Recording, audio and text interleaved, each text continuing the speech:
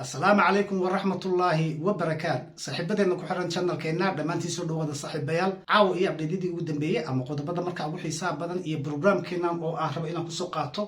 dagaalka dabargoynta marka lagu ciribtirayay argagixisadii caalamiga ahayd ee Daesh iyo Al-Shabaab oo iswatay ee ciidamada geesiyaasha marka daraawishtii Puntland iyo difaacii Puntland ay la dagaalamayeen iyo dagaalkii habeenkii xalay ahaa bilaabmay ilaa saaka subaxnimadii la isugu waabaristay godadka la iskugu galay oo ay xalayba ka soo bilaabmatay meel walbana la iskaga daba galay ilaa iyo ftajir haddii ay galeen waa looga daba galay habeenkii xalay ahaa ilaa iyo maanta ilaa iyo saaka dagaalkii socday ugu dambeyntiina maxaa dhacay in gabi ahaanba bayskoodii ama xeeradoodii ugu weyneed ama fadhiisinkii ugu weynaa ee ay deganaayeen Daesh gabi ahaanba markaa lasoo afjaray oo lasoo qabtay ayagiina la baabi'iyey guulaha maanta ay ciidamada Puntland gaareen waa guulo aad u waaweyn waana wax ilaahay markaa loogu mahad celiyo cadowgii markaa wadanka ku soo duulay oo gabi ahaanba bariga meeshii ugu weyneed ama xeeradii ugu weyneed ee markaa deganaayeen la baabi'iyey oo lasoo afjaray arrinku intaa kaliya kuma eeka waa la baabi'iyey oo meydkooda meel walba ayaa u daadsan yahay ayaga laftigoodu dhibaato kale waa ay gaarsiiyeen ciidamadii difaaca Puntland iyo daraawishtii Puntland ee geesiyaasha ahaa oo ayagu naftooda ugu horay sidii ay markaa u difaaci lahaayeen wadankooda dhulkooda uguna xoreyn lahaayeen shacabkii Puntland argagixisada caalamiga markaa kusoo duushay laba askari ayaa dhintay oo dhimashadooda la xaqiijiyey waxaan tacsiyad uga daraynaa waa ciidamadii markaa ku dhintay askariga ugu horreeyey ee u shahiiday dalkiisa iyo dadkiisaba isagoo u dagaalamaya oo saaka ku dhintay markaa dagaalkii waa sawirka aynu halkaa u jeedno oo waa Corneyl Guray Huruuse oo isagu markaa maanta ku shahiiday dagaalkii lagu soo abtirayay ama lagu la dagaalamayay argagixisada caalamiga ee Daesh naxariistii janno Allah siiyo ayaan leenahay oo sawirkiisu waa ka marxuumka shahiiday isagoo wadankiisa markaa xoreynta iyo la dagaalanka argagixisada caalamiga ee ku soo duushay maamulkii Puntland oo uu markaa ku nafwaayay naxariistii janno Allah siiyo ayaan leenahay sidoo kale waxa ku dhintay isaguna marxuum kale oo ka tirsanaa ciidamada Puntland askariga kale magaciisa hadda xaqiiqdimahay waa soo ogaan doonaa sidoo kale waxa uu dhaawac ka soo gaaray isaga iyo guutadii uu markaa watayba waa General Fuad Xanaano oo dhaawac uu ka soo gaaray lugta sida la sheegay ciidamadii ama guutadii markaa isaga la socotay ee staafkiisa kuwa ugu dhawaana markaa iyagana uu dhaawac fudud soo gaaray wax dhimasho ahna aysan meesha ka dhicin General Fuad Xanaano markaa waxaan leenahay ilaahay ha u boogadhayo dhaqsana Allah ha u caafimaadiyo nin dalkiisa iyo dadkiisaba hawl weyn u hayay ayaa uu ahaa oo generalka waa u jeedaan hadda sawirkiisu waa ka markaas waa mar uu hawlgal kuba jiro oo isaga iyo ciidamadii difaaca Puntland ama daraawishtii uu markaa la hadlayo oo sidii dagaalka loo qaaday uu kala hadlayo General Fuad Xanaano waa nin gabi ahaanba beesha hartiqaali ku ah oo waxa aynu ogeyn taariikhdii uu ka soo galay markaa dagaalkii Gooja Cadde ee gobolka Sool ee lagu la dagaalamay ciidamadii Somaliland wax qabadkiisa kale ee tirada badan tan uu hadda ku jiray oo dagaalka maalintii u bilaabmay ilaa iyo maanta oo uu markaa ku dhaawacmay hawsha uu waday ee weyn ayaa aynu ka warhaynaa waxa uuna markaa ka mid yahay generaalada ugu waaweyn ee markaa beesha hartay ku xisaabtamaan ilaan beesha hartay haddii aynu dhahno waa ay badan yihiin waa maamulo laba maamul ayaa jira oo maamulkii Khaatume State iyo maamulkii Puntland sidaa daraaddeed magaca kore ayuun baynu markaa kasoo qabsanaynaa daba General Fuad Xanaano ayaa waxaa dhacday markii dhaawiciisa lasoo qaaday sida aynu ku warhaynay diyaaradii helicopterka ahayd ee markaa maalintii dooraad ciidanka lagu wareejiyey ee Saciid Cabdullaahi Dani iyo maamulkii Puntland ay keeneen waxa aynu ogeyn qorshaha loo keenay iyo hawsha markaa loogu talagalay dagaalka maanta socday ee xalay bilaabmay waa ay ka qayb qaadatay oo saa degdeg loo baahan yahay iyo ciidankii wax walba loo baahan yahay ha gaarsiiso dhaawaca markaa degdeg loogu baahan yahay inay qaadana ha qaado hawl aad u weyn ayaa ay qabatay diyaaradda helicopterka ee markaa ciidankii Puntland loo keenay oo maamulkii ay soo bixiyeen waxa ugu leebka badnaa marka sawirada ugu quruxda badnaa ama fiidiyada ugu quruxda badnaa maanta waxa dhacday waa kan aynu hadda halka uga jeedno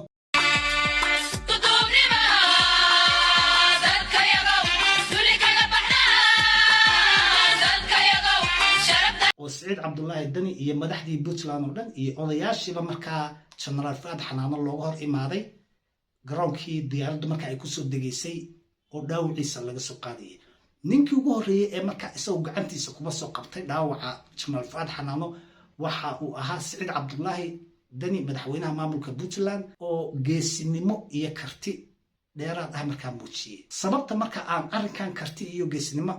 aan ugu tilmaamayno waxa ay tahay waa doorka markaa madaxdii wadanka odayaashii iyo dowladdiiba ay markaa ciidankoodii ku garab taagan yihiin ayaa waxay tahay mid ciidan ahaan iyo shacab ahaan labadiiba markaa mooraalkii u dhisaysa ciidankina markaa ay u tahay farxad in madaxweynahoodii markaa dagaalkiiba kula jiro uusan ka nasanayn. taasina waa wax weyn, waana guul markaa usoo hoyatay dowladdii puntland iyo saciid cabdullaahi dani oo hogaaminayo oo ah madaxweynaha intaynu hadda ogeynba ugu waxqabadka fiican ama ugu waxtarka fiican. waa daacadda markaynu ka hadalno. sawirkaa hadda aynu u jeedno oo Fuaad Xanaano halkaa markaa taagan yahay boos waxaa lagu soo boostigareeyeyba waa bejkii officialka ee markaa Puntland State bejkoodii ayaa lagu soo boostigareeyey. waxaana la sheegay hadda inuu caafimaadkiisu 100% yahay, uu aad u fiican yahay, wax dhibaato ama markaa qabin. General Fuaad Xanaano waxaan u rajaynaynaa inuu ilaahay u boogadhayo si dhaqso ah. hawsha uu qabtayna waa hawl uu markaa qarankiisii u qabtay iyo waddankiisii iyo dadkiisii kana xoreynaya markaa Daacish iyo argagixisada caalamiga ee kusoo duushay dhulkii waddankii iyo dadkiiba. haddaba qodobkan haddaynu halkaan kaga tagno waxaan rabnaa inaynu u guda galno qaybihii kale iyo warbixinno marka ay ciidamadii ina siinayaan dagaalka maanta ku jiray iyo hawlihii ay qabteen iyo wixii meesha ka dhacay. balse waxaan rabaa inaan ka hormariyo dad badan oo waxaa jira markaas aaminsan haddii dhaawac yimaado ama ay timaado dhimasho inay wax weyn noqonayso oo markaa dhabarjab ama xanuun ama markaa barodiiq saayida la muujinayo. waxaa muhiima in la xuso nin walbo ka tirsan ciidankii Puntland iyo daraawiishtii Puntland ee difaaca ahaa ee waddankooda ayagu markaa naftooda iyo dhiigoodaba u horay maalintii koowaad ee dagaalka la aadayeyba looma aadin kaliya in la soo wada guulaysto oo wax la soo baabi'iyo oo dhul walbana markaa la qabto. nin walbo ciidana ama sarkaal ha ahaado ama askariga markaa ugu darajada yar ha ahaado, dhammaanba waxaa meesha loo aaday waa dagaal. rag cadowa oo aan waddankii u dhalan oo hubaysan oo drones wata oo hub waaweyn wata ayaa lala dagaalamayey. nin walba oo ciidanka marka ahina wuxuu ugu talagalay maalintii ugu horreysay uu tallaabada ugu horreysay soo qaadayba geeri iyo nololba. balse ciidankii difaaca Puntland ee daraawiishta geesiyaasha ahaa iyagu jaanisyada ugu wanaagsan ay haystaan ayaa waxay tahay waa wax aysan dadka kale markaa heli karinba, oo ah haddii ay dilaan nimankaa Daacish ee argagixisada ah waa khayr badan ayaa ay helayaan oo waa niman khawaarij ayaa ay dileen oo dembi dhaaf iyo ajar iyo janno ayay ku helayaan. haddii markaa iyaga toodii ay noqoto ay kuba dhintaan meeshana waaba ehel janno oo waa wuxuu ilaahay markaa uga ballan qaaday oo aynu ognahay qofkii khawaarij dila in haddii uu dilana marka uu ku janno tagayo, haddii isaga markaa la dilana uu yahay nin shahiida oo ku janno tagaya. taas ha la ogaado. ciidankuna way ka go'an tahay ilaa ay soo dabar jiraan nimankan argagixisada Daacish inaysan mar dhaba nasanayn. kii dhintaana waddankiisa u shahiiday oo u dhintay oo jannadu ilaahay geyn. kii kale ayaga laaya nimanka Daacish argagixisada ahna waa ajar iyo wax weyn buu sameeyey oo waddankiisa buu xoreeyey. taana ha la ogaado. waxa meesha loo tagay inay tahay geeri iyo nololba. taas ayaa faraya dadku inay ogaadaan. okay, waxa aynu rabnaa marka bal maanta wixii dhacay iyo ciidamada oo markaa inooga warramaya warbixin wanaagsanna markaa ina siinaya bal inaynu u guda galno.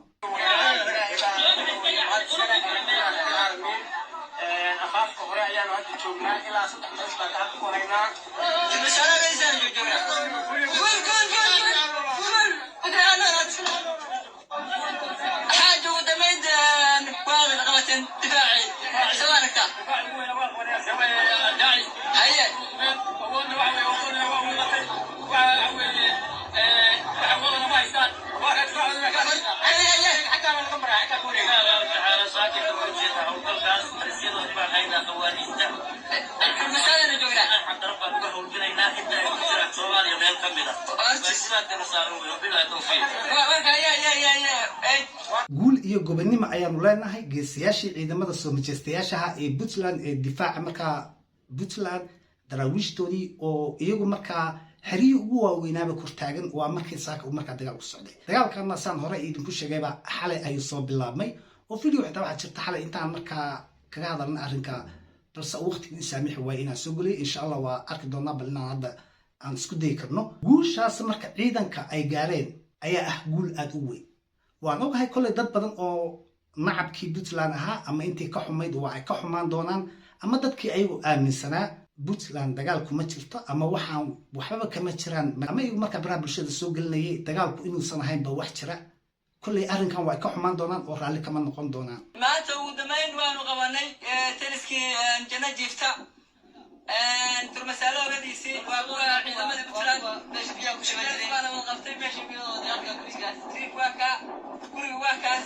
taliska marka hadda la qabtay waa ka aynu uga jeedno halkaas oo ah turmasaale. waa taliska markaa turmasaale loogu yeero oo ciidamadu ay markaa saaka ka qabteen ugu dambeyntii operationkan marka ay hadda halkan kaga jireen gebi ahaanba wuxuu noqonayaa mid hadda soo gabagaboobay oo hadda operationka labaad ee la qaadaya muxuu noqonayaa ilaa iyo sanaag in meelaha markaa la galo guushan ay ciidamadii markaa Puntland gaareen waa wax ilaahay markaa loogu mahad celiyo in ilaahay ciidankii markaa Puntland ee xaq u dagaalamayay ee la dagaalamayay nimankan Daesh ee argagixisada ah inuu maanta ilaahay guushoodii u soo gabagabeeyay fadhiisinkii ugu weynaa ama xeradii ugu weyneed markaa ay maanta soo qabteen waa hagaag aynu kasii soconno videogaana ila fiiri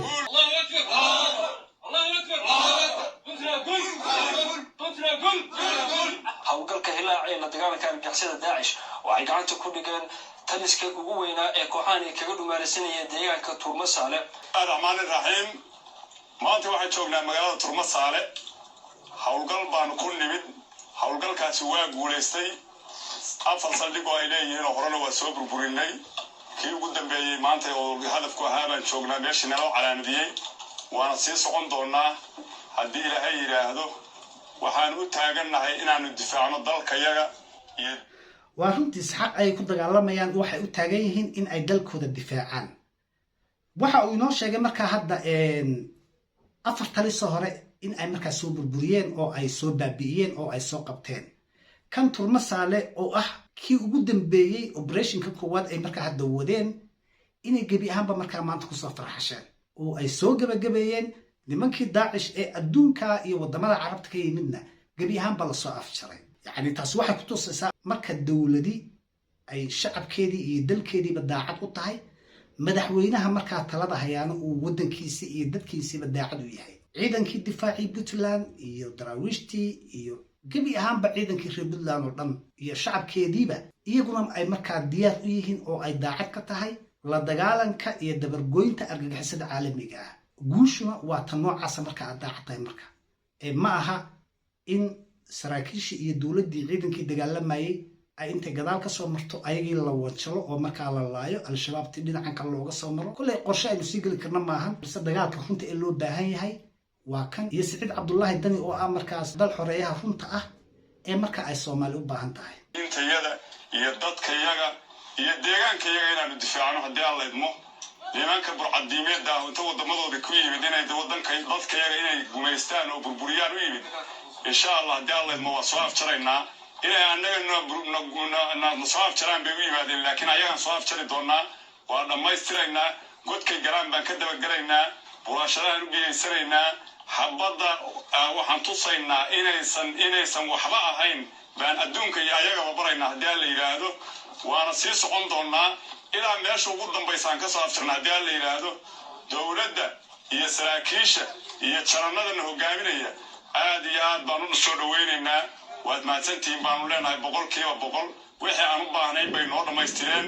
insha Allah waxa dambe oo kale haddii aan la idmana waa soo afjari doonaa haddii aan la yidhaahdo inta qof annaga naga nool yahay waxay u yimaadeen inay annaga dadkayaga iyo shacabkayaga inay gumeeyaan diinta inay been ka sheegaan inay ku cayaaraan adduunka inay diinta islaamka inay diin qaldan tahay inay tusaan laakiin waxaan tusaynaa inay ayagu yihiin dad qaldan oo hadafkii ka dhumay oo diintu madax martay oo aan meel u socon oo khaa'imiina oo inay dalkii dadka burburiyaan u yimid dal iyo dad aysan lahayn kuwa waxay ka yimaadeen wadamadoodii baa la haystaa qaybo ka mid oo badan anaga waxay u yimaadeen dhulkayaga nabadda iyo dadkayaga 100% islaamka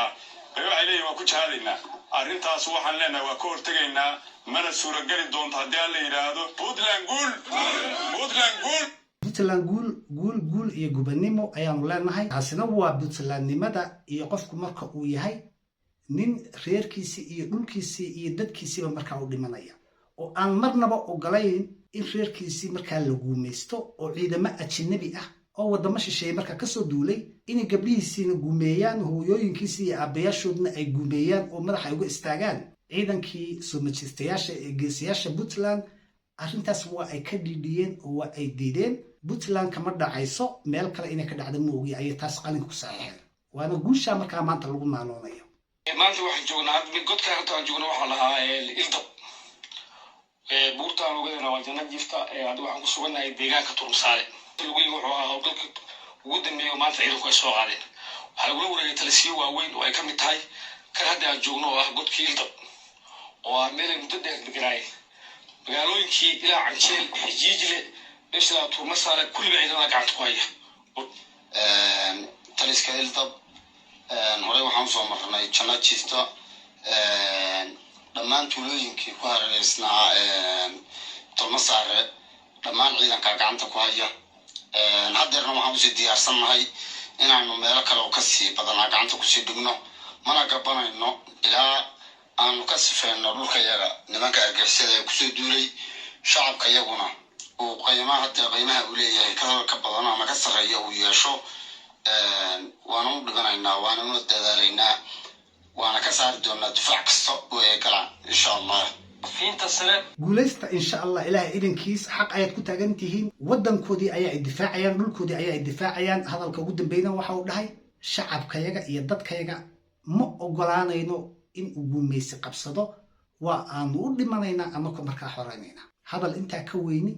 ma jiro haddaba abdiidyadu waa ay badan yihiin video walban haddii aynu markaa galno waqti badan aynu naga qaadaya videoga waxaan rabaa inaan halkaa kusoo gabagabeeyo maxaa yeelay video kale ayaan rabnaa inaynu soo qaadno ama qaybo kale markaa aynu sii galno intayna markaa qaybaha kale isugu imaan doona insha allah waxaa idinkaga tegayaa